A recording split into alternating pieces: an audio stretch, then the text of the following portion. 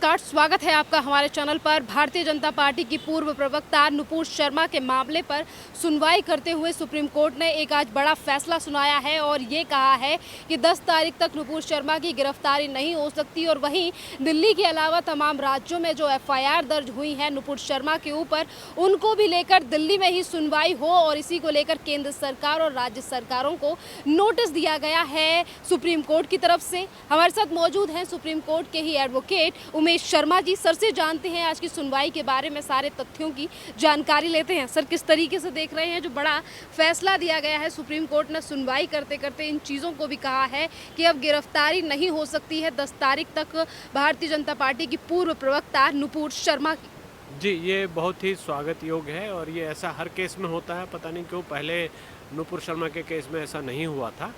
ये रूटीन में हम लोग रोज़ ऐसे केसेस लगाते हैं कि जब डिफरेंट स्टेट्स में FIR रजिस्टर्ड है किसी के खिलाफ, तो उनको सबको एक जगह हम मांग करते हैं कि सबको एक जगह लगा दिया जाए और सबकी सुनवाई एक कोर्ट में किसी एक राज्य में हो। तो ऐसा अक्सर होता है, पॉलिटिशियंस में भी होता है, हस्बैंड वाइफ के डिस्प्यूट में भी होता है, और जब कंपनी का कोई चीटिंग का या ऐसा कोई मैटर होता है तब भी होता है। तो ये कोई बड़ी बात नहीं है, ये बहुत स्वागत के योग्य है।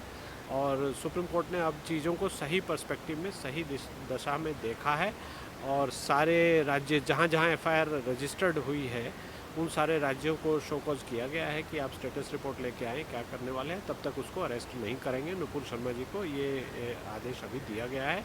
अब आगे की सुनवाई में क्या होता है देखते हैं। या तो सारे FIR ट्रांसफ़र कर दिए जाएंगे दिल्ली या किसी एक राज्य में, या फिर कोई और ऑर्डर पास करेगी सुप्रीम कोर्ट। सर, आज सुप्रीम कोर्ट में जिस पूरे मामले को लेकर सुनवाई हुई, तो वहीं नुपुर शर्मा के जो एडवोकेट हैं मनिंदर, उन्होंने भी इन दलीलों को स्थान में रखा कि कैसे जान से मारने की धमकी दी जा रही है, रेप करने की धमकी दी जा रही है। इन मामलों पर भी संज्ञान लिया जाए। जिस तरीके से अलग अलग राज्यों में ये FIR दर्ज हुई है, तो कहीं ना कहीं जान को खतरा है नुपुर शर्मा की। हाँ, ये बात तो सही है, ये दिखाई दे रही है, सबको दिखाई दे रही है, सोशल मीडिया में सब जगह दिखाई दे रही है। उनको धमकियाँ सीधी सीधी दी जा रही है।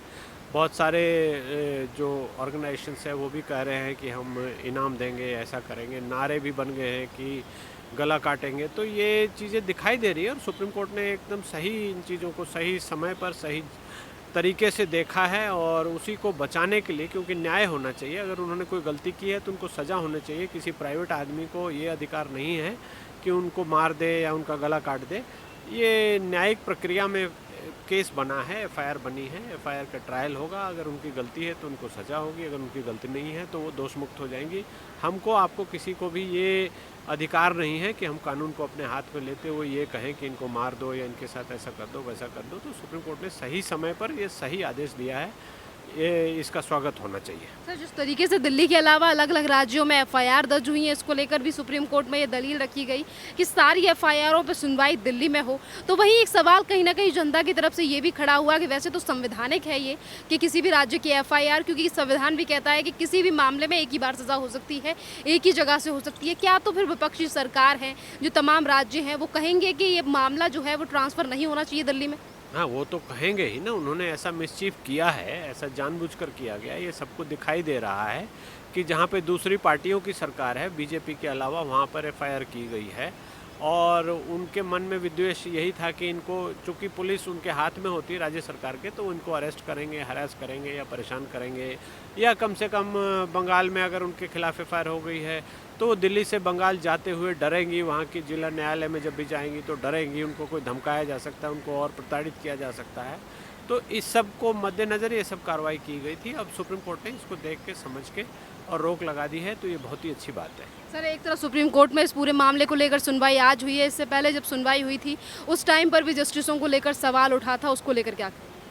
देखिए, उस समय जो ऑब्जर्वेशन दी गई थी उसमें बहुत सारा बवेला मच गया है और वो ऑफ द रिकॉर्ड ऑब्जर्वेशन दी गई थी, उसको लेके बहुत सारी बातें हो गई है और उसको अब हम छोड़ दें।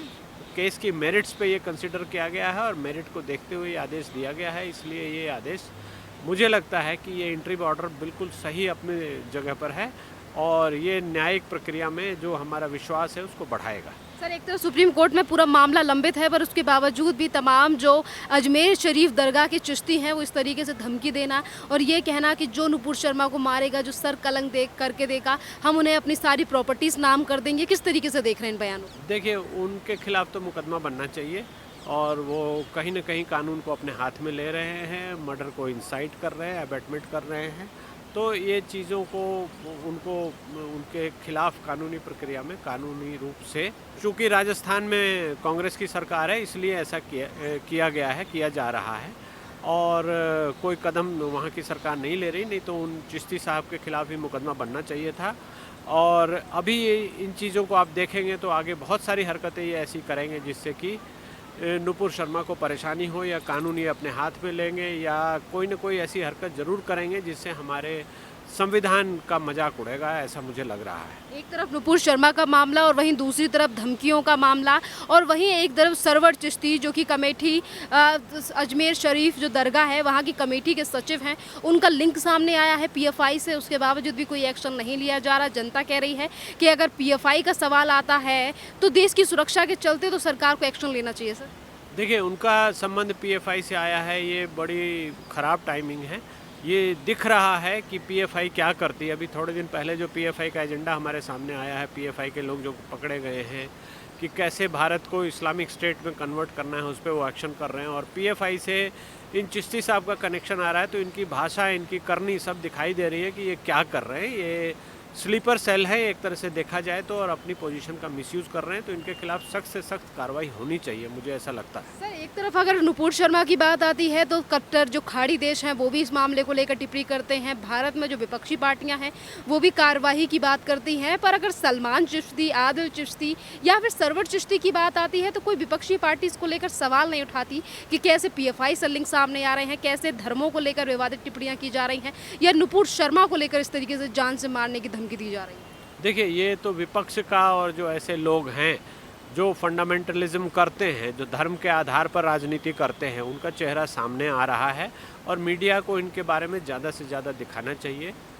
ताकि इनकी पोल पट्टी खुल सके और किस तरह से ये भारत के लोगों को गुमराह करके आज तक अपनी सरकार चलाते रहे हैं, किस तरह गलत बातों को उठाते रहे हैं। और जहाँ तक की बात है खाड़ी देशों का, तो उनका भारत के आंतरिक मामले में बोलने का कोई अधिकार नहीं है। वो ज़माने लद गए। उनको याद रहना चाहिए कि भारत एक बहुत ही मजबूत देश है और अपने आंतरिक मामलों में किसी को भी, चाहे वो खाड़ी देश हो या कोई भी हो, उसको दखल देने का कोई अधिकार नहीं देगा और उनके खिलाफ हम बहिष्कार करेंगे या जो भी करेंगे। भारत सरकार ने बहुत अच्छा स्टैंड लिया है, इसलिए ऐसी चीज़ों को बोलना या ऐसी चीज़ों को चर्चा में लाना ही बेकार है। ये देश अपनी राजनीति से, अपनी धर्म की अंधी राजनीति से प्रेरित होकर ऐसी हरकतें कर रहे हैं जिसका कि भारत में कहीं कोई जगह नहीं है। पाकिस्तान से भी एक आज घुसपैठिया जो कि पाकिस्तान से भारत में घुसने की कोशिश कर रहा था, बीएसएफ ने उसे धर दबोचा है राजस्थान की भारतीय सीमा से। तो वहीं ये खुलासा भी हुआ है कि किस तरीके से पाकिस्तान में भी प्लानिंग की जा रही है, प्लान बनाए जा रहे हैं भारतीय जनता पार्टी की पूर्व प्रवक्ता नुपुर शर्मा को जान से मारने के। ये तो दिखाई दे रहा है, ये सब जानबूझकर मीडिया के एक सेक्शन ने इसको क्रिएट किया है। नुपुर शर्मा ने ऐसा कुछ बोला नहीं था। आप उस क्लिप को निकाल कर देख लीजिए, जो सच है वही बोला था। और ये पाकिस्तान का हाथ या जो दूसरे स्टेट के लोग फंडामेंटलिस्ट्स हैं भारत में भी जो हैं, वो सब मिलकर ऐसा एक बना रहे हैं माहौल की जिससे हमारे देश में धार्मिक उन्माद फैलाया जा सके और धर्म के आधार पर राजनीति की जा सके। इसलिए ऐसे लोगों की कोई भी चीज़ें ऐसी चलेंगी नहीं और ऐसे लोगों की कोई भी चर्चा करना ही बेकार है। ये सब लोग अब पकड़े जा चुके हैं, दिखाई दे रहा है कि वो क्या करते थे और मीडिया ने इनको अच्छे से एक्सपोज भी किया है। सर, नुपुर शर्मा के मामले पर नज़र डालें तो पाकिस्तान से कुछ ज़्यादा ही संबंध गहराता हुआ नज़र आ रहा है। जिस तरीके से पाकिस्तान में साजिश रची जा रही है, कुछ दिन पहले बिहार में गिरफ्तारी होना और अब जाके राजस्थान में गिरफ्तारी, इससे पहले उदयपुर में जो हत्याकांड सामने आया, जिस तरीके से कन्हैया लाल को मार दिया गया, उसमें से भी एक आरोपी 2014 में पाकिस्तान से लौट कर आया था। हाँ, ये तो दिखाई दे रहा है। पाकिस्तान तो हमारा एनिमी कंट्री है और वो एंटी इंडिया बेस है। वहाँ से पैसा भी आता है, लोगों को भी रिक्रूट किया जाता है। आईएसआई सीधे सीधे हमारे देश के आंतरिक मामलों में दखल देती है और इन चीज़ों को हम अब समझ चुके हैं, देख चुके हैं, तो उनके जो स्लीपर सेल्स थे वो सामने आने लगे हैं, बिलबिलाने लगे हैं और पकड़े जाने लगे हैं। अभी जैसा आपने बताया कि अभी राजस्थान के बॉर्डर पे भी पकड़ा गया है आदमी, बीएसएफ ने पकड़ा है, जो पाकिस्तान से नुपुर शर्मा को मारने के लिए आ रहा है। तो ये गंदी राजनीति दिखाई दे रही है। पाकिस्तान के पास और कुछ करने को है नहीं, तो ऐसी घटिया और नीच हरकतें ही करेगा और कुछ नहीं करेगा।